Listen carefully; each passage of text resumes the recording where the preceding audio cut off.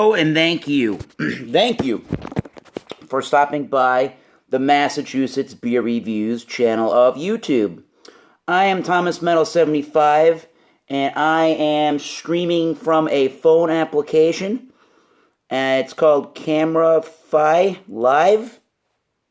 I'm going to see if this works in getting me onto YouTube, because the last application that I had seemed like it filmed, but in order for it to go live onto YouTube, they wanted me to buy the product, so screw that. Let's see if this one works.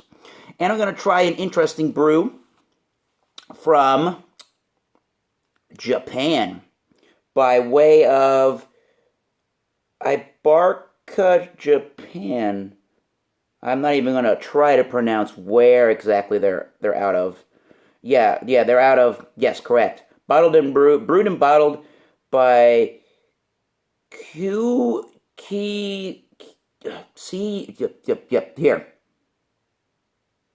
Bottled and brewed by those people. This is the product of Japan. This is the commemorative ale from Hitachino Nest. And is their 2015 variety. Beer Advocate's calling this an Eisbock, which I've never had this style before. And some other websites like the Rate Beers and Untapped are calling it just an herb spiced beer.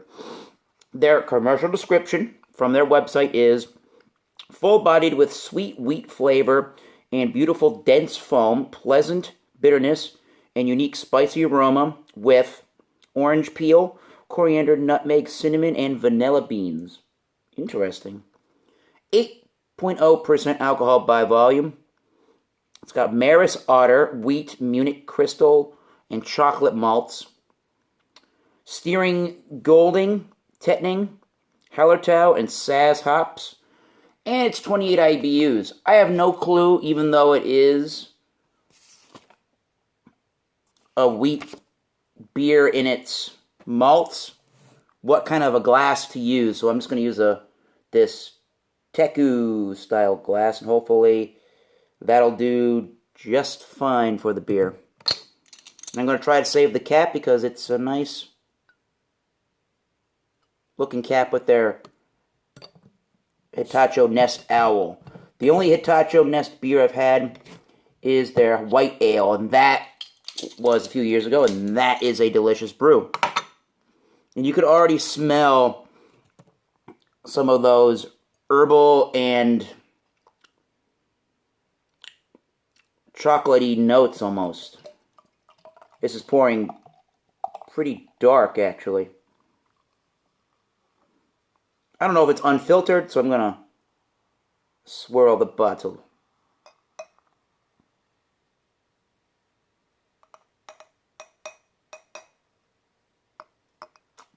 All right. Woo!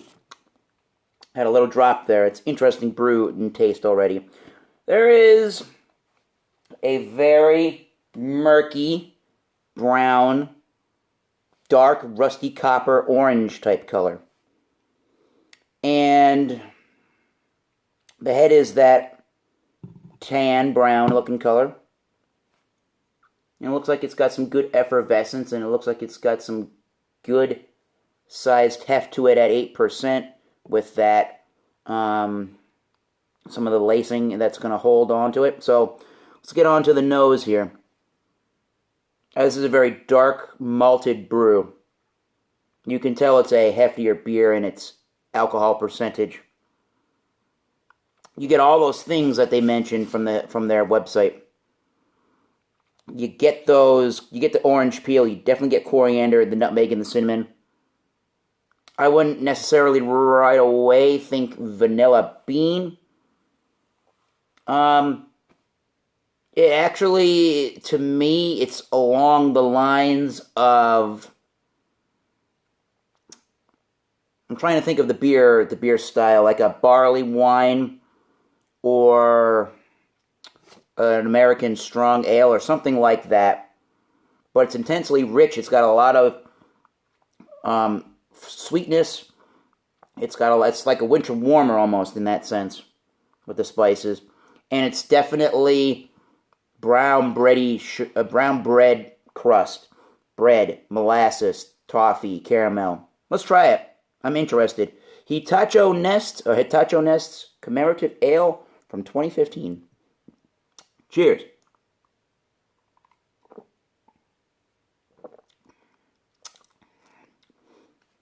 That is quite delicious. Quite delicious and quite dangerous, as it's at the moment drinking with it's got a high drinkability.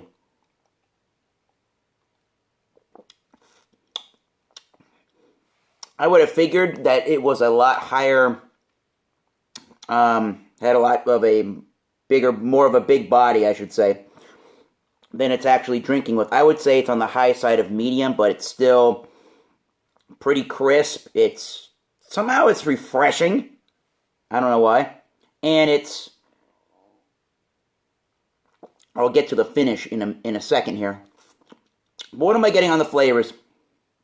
Are the same in the notes of the aroma. Those orange peels, coriander, nutmeg, cinnamon. There definitely is a spicy quality to it from the additions of their English and their Saaz hops.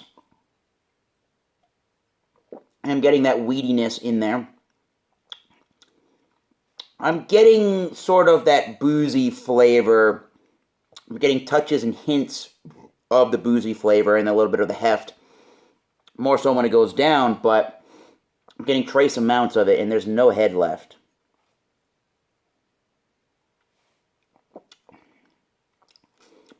There's definitely a big bready malt in the background with that brown bread style maltiness, and there's definitely a brown sugar or type of a molasses sweetness, toffee, and caramel. Lots of, because they use orange peel, lots of citrusy orange notes, and peaches and mangoes, and those kind of deals, but more so the orange type notes. Definitely has an herbal quality with the addition of orange peel and the coriander and the nutmeg together.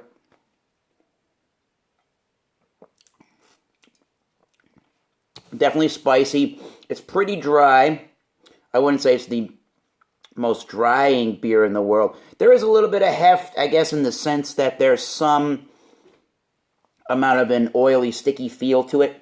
At 28 IBUs, that's exactly how I'm perceiving the hops. They're more on the spicy, noble variety in taste than an IPA-style bitterness.